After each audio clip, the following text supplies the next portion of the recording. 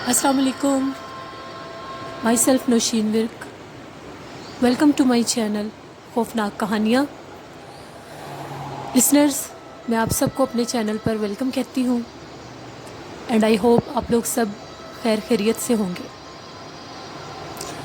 Viewers, बढ़ते हैं आज की खौफनाक कहानी की तरफ। ये खौफनाक कहानी मेरे साथ मेरी अम्मी ने शेयर की है और उनके गांव की ये कहानी है। उनके गांव के एक खौफनाक रेलवे स्टेशन की कहानी है। मेरी अम्मी का जो गांव है, उनके जो ननिहाल के गांव है, वो रियासत बहावलपुर वाली तरफ है। वहाँ पर हर 4-5-6 गांव के बाद एक स्टेशन आता था, रेलवे स्टेशन। तो जो इन लोगों के गांव का रेलवे स्टेशन था, उससे अगला स्टेशन बिल्कुल आखिरी था, ये सेकंड लास्ट था। और अम्मी बताती हैं कि वो बहुत ही ज़्यादा हॉन्टेड था।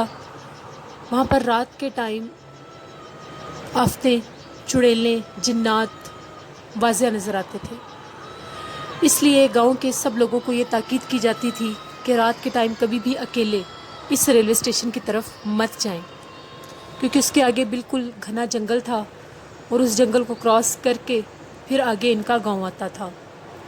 क्योंकि वो उस टाइम के वो जो स्टेशन वो आज भी है वहाँ पर, अब तो आबादी बहुत ज़्यादा हो गई है। उन वक्तों में आबादी भी इतनी ज़्यादा नहीं होती थी, जिसकी वजह से वहाँ पर जंगलात बहुत ज़्यादा थे।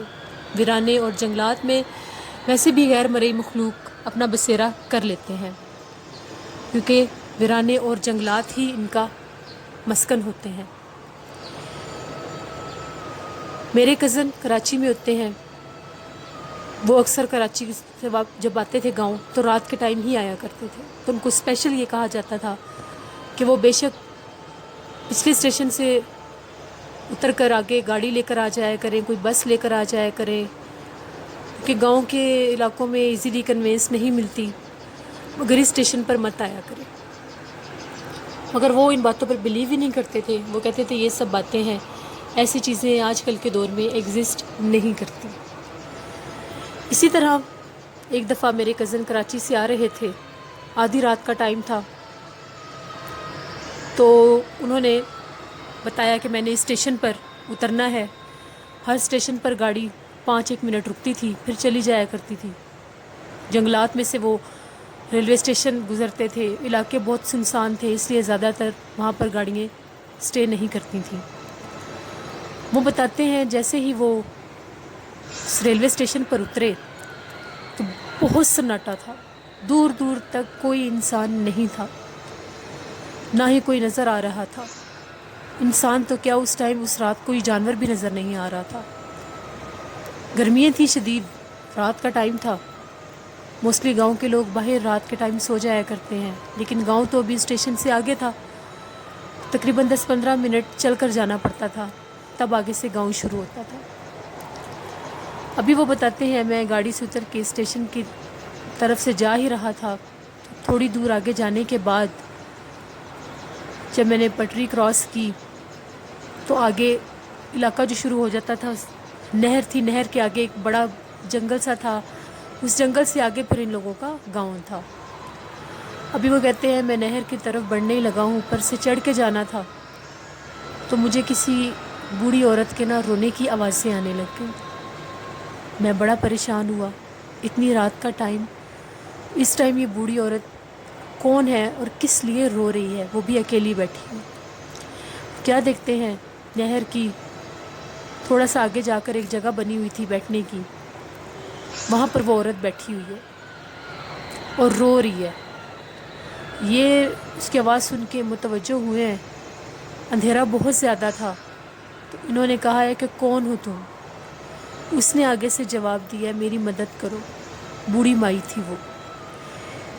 चूँकि अंधेरा बहुत ज़्यादा था, इन्होंने सोचा मैं माचिस जलाकर देखता हूँ कि कौन है।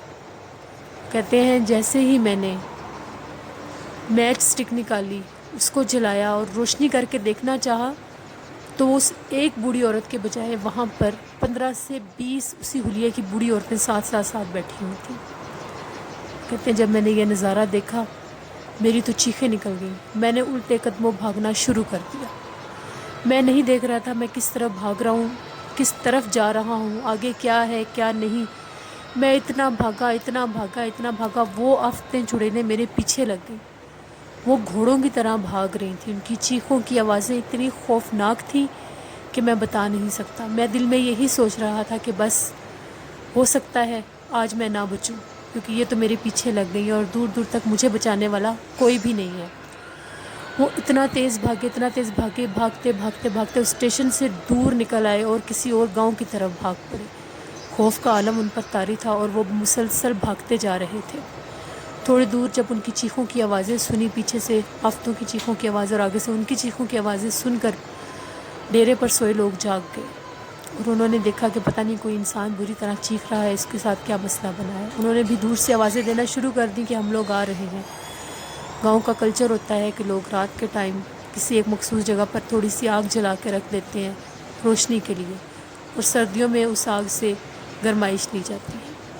وہاں سے انہوں نے جلتی ہوئی لکڑیاں اٹھائیں اور ان کی طرف بھاگنا شروع کر دیا۔